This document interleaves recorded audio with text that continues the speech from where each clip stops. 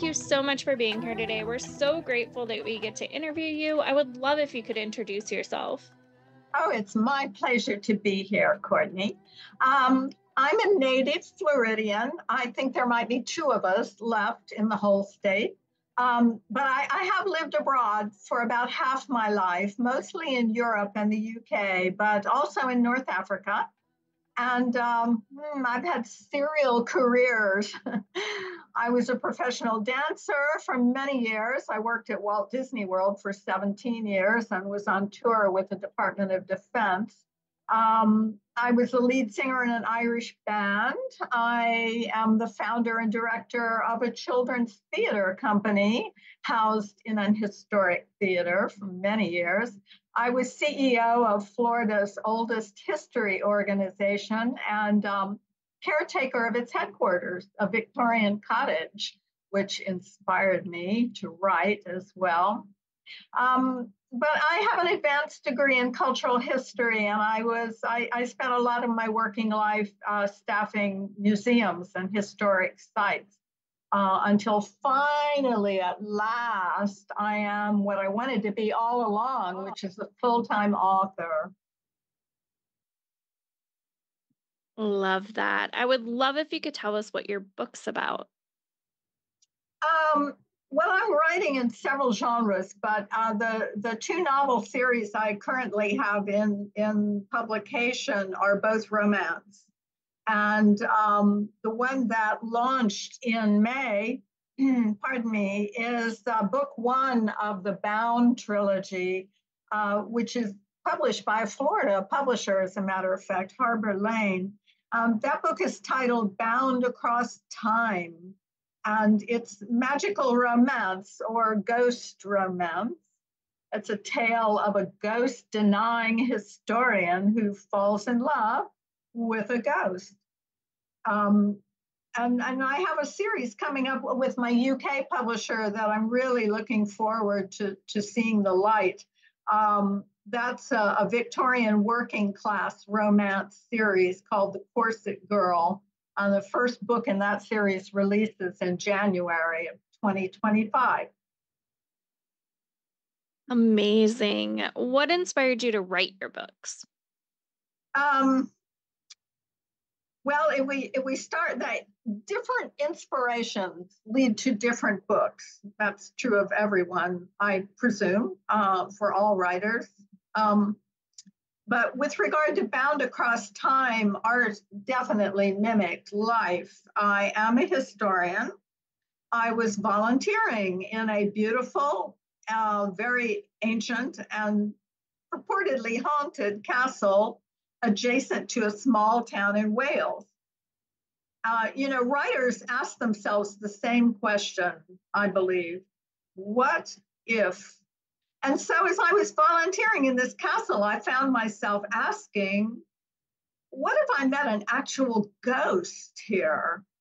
What if that ghost was handsome and funny and learned and irresistible? And so, bingo, I had a book.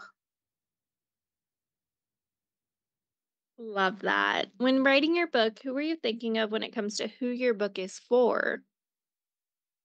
Now, this I really didn't think about before or even during the writing of the book, but once it was published and I began dealing with readers more than the writing end of the business, I really thought about that question a lot. I think I wrote that book and possibly the whole series for anyone who's ever loved and lost.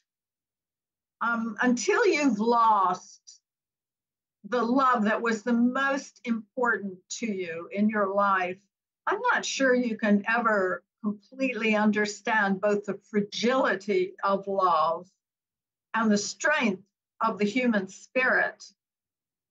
So to help us find the truths that resonate with those durable spirits, the truths that we can actually live with after the thing we loved most is gone, that's the kind of person I wrote the book for.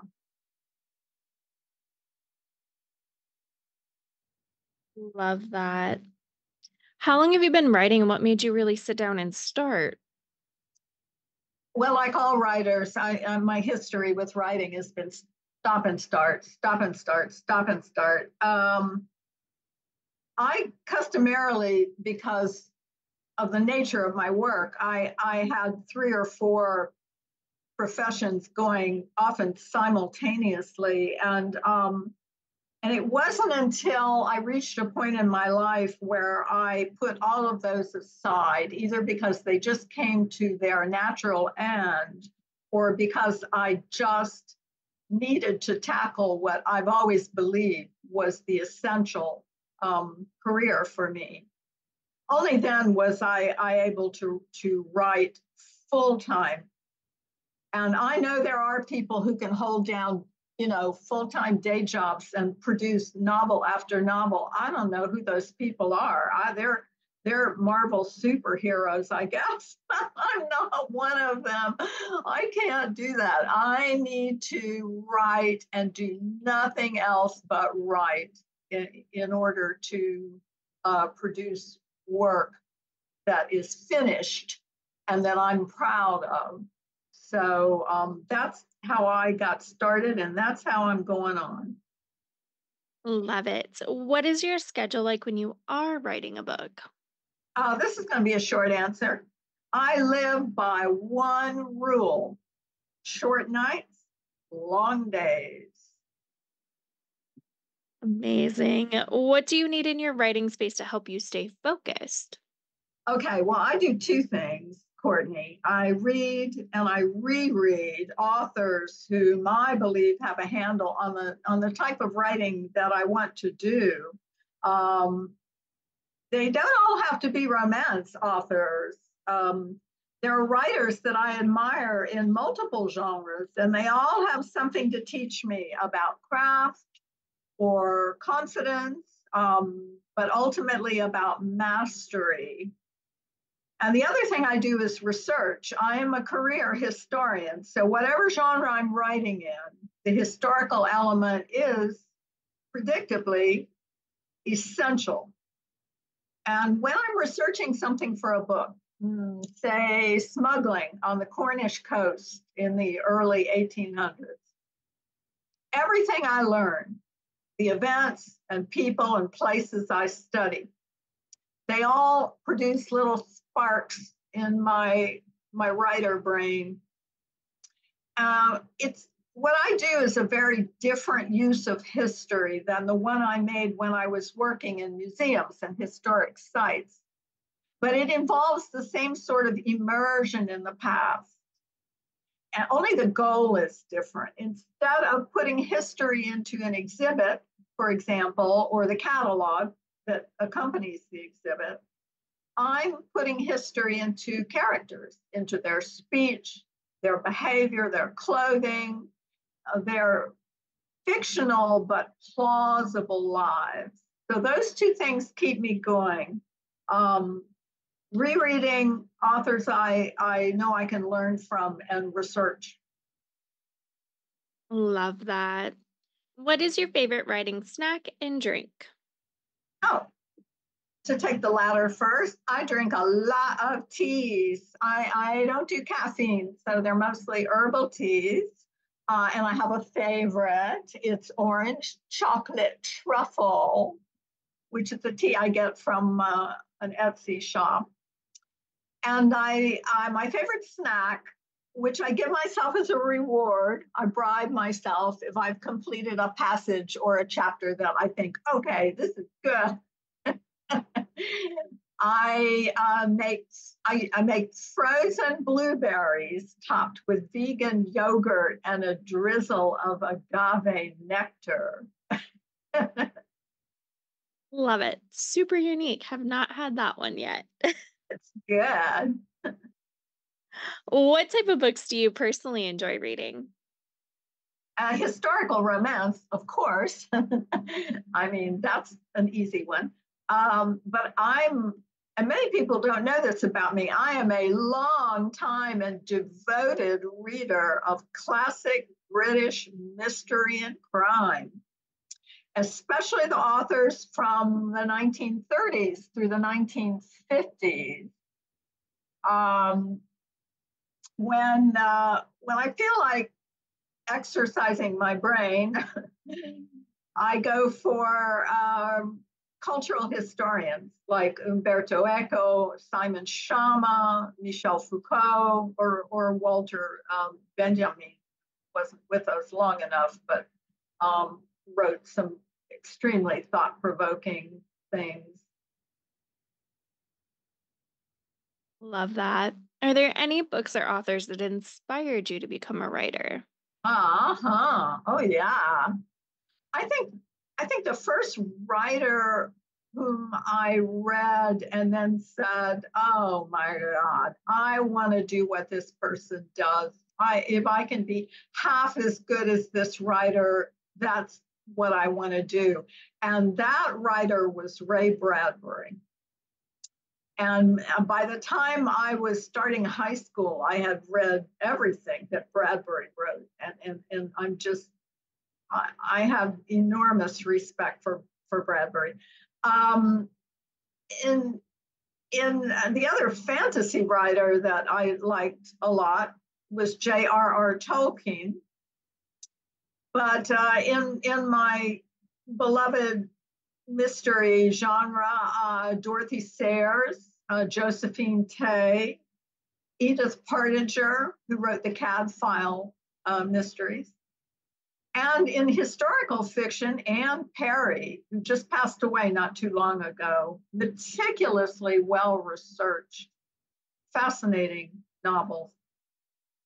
What books did you grow up reading? Did you have an all-time favorite? I did, but it may seem odd. I was horse crazy the whole time I was growing up. That was my mania, and I still adore horses. But so I read the novel National Velvet, which most people only remember as a film with a very young Elizabeth Taylor. But I read National Velvet 4 times in a row, Courtney. In a row. I also love the Black Stallion books by Walter Farley and Marguerite Henry's books. Most people know her as the author of Misty of Chincoteague. But I also got an early start on mysteries with Nancy Drew, and I read, I think all of them, all the Nancy Drew books. And oddly or not oddly, considering that I now write, magical novels, I was a big fan of 19th century early sci-fi and paranormal. Jules Verne, H.G. Wells, Mary Shelley. And maybe because there's actually a streak of, I think, paranormal or maybe even horror in him, I have loved Charles Dickens all my life. Love that. On the other side of that, now as an adult, what are your favorite series or authors that if they come out with something, you automatically grab it?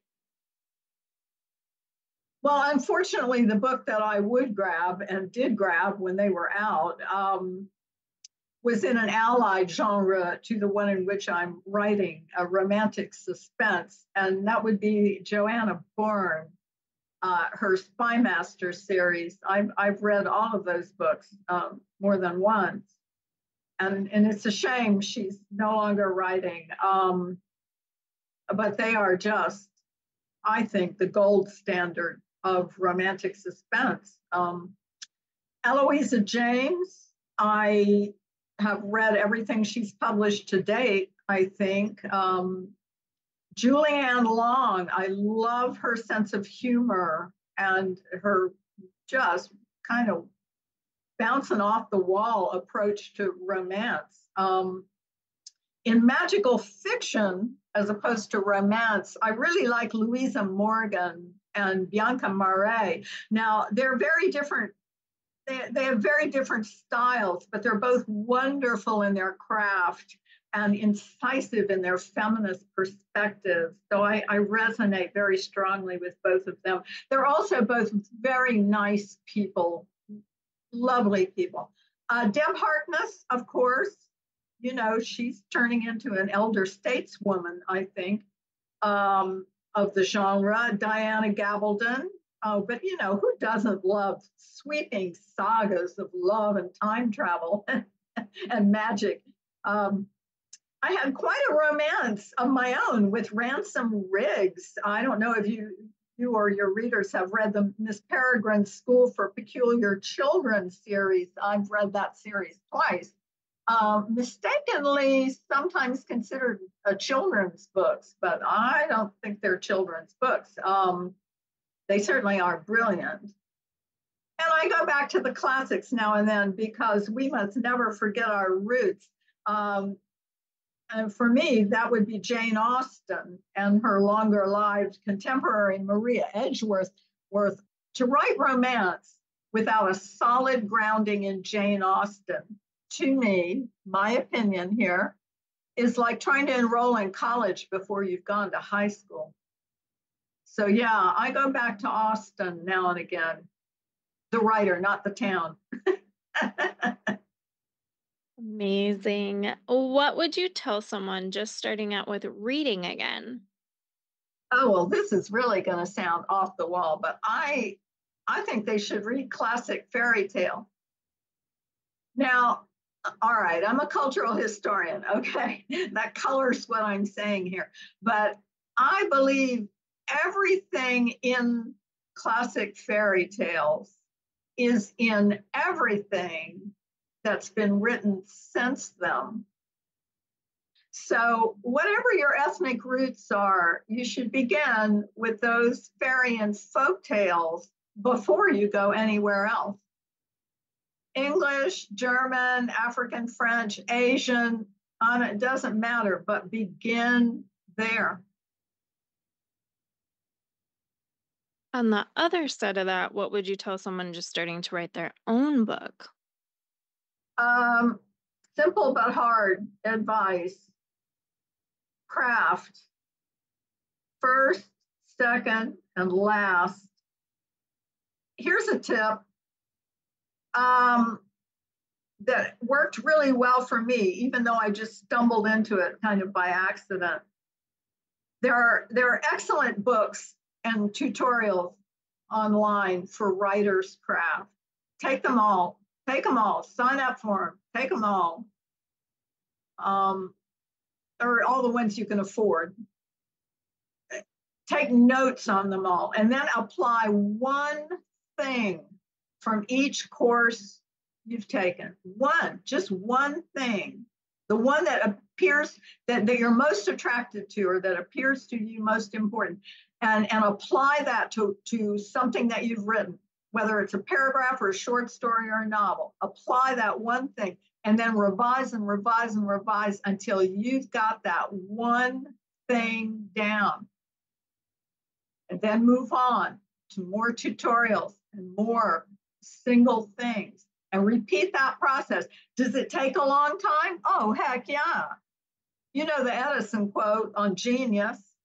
What is it? 1% inspiration and 99% perspiration? Yes. From the day I started writing full-time to the launch of my first book, it took 10 years. It's a long game, children. What's one thing that people are generally surprised to find out about you? Well, I've had an adventurous life, and I won't, amaze you with it here. Maybe someday if you buy me dinner, like in a really nice restaurant, I'll tell you the whole story. But no, here's one thing. It surprises even me that Annie R McEwen both was a Girl Scout from age 6 to age 18, and as a grown-up, owned a chain of tattoo studios. Love it. Is there anything you would like to say or add? Oh, one word: persist. Where's the best place for readers to find your books? I know some readers love signed copies. Is that an option and the best place to connect with you? Okay. Well, I'm on Amazon and all the major sales platforms. You might get lucky and find me signing books in some, little shop somewhere. But the Zon is a better bet. And you can keep tabs on where and who and what I am, and certainly on the books that are coming up by subscribing to my monthly newsletter, which is very short and moderately lunatic. And you can do that with the greatest of ease at my website, which is simply AnnieRMcEwen.com. And I'm also on all those other gizmos, Instagram, Facebook, and YouTube, and so on. So I'll see you there. Amazing. Well, thank you so much for being here today. We're so grateful that we got to interview you. We'll be sure to drop those links in the show notes. And again, thank you so much. You're welcome.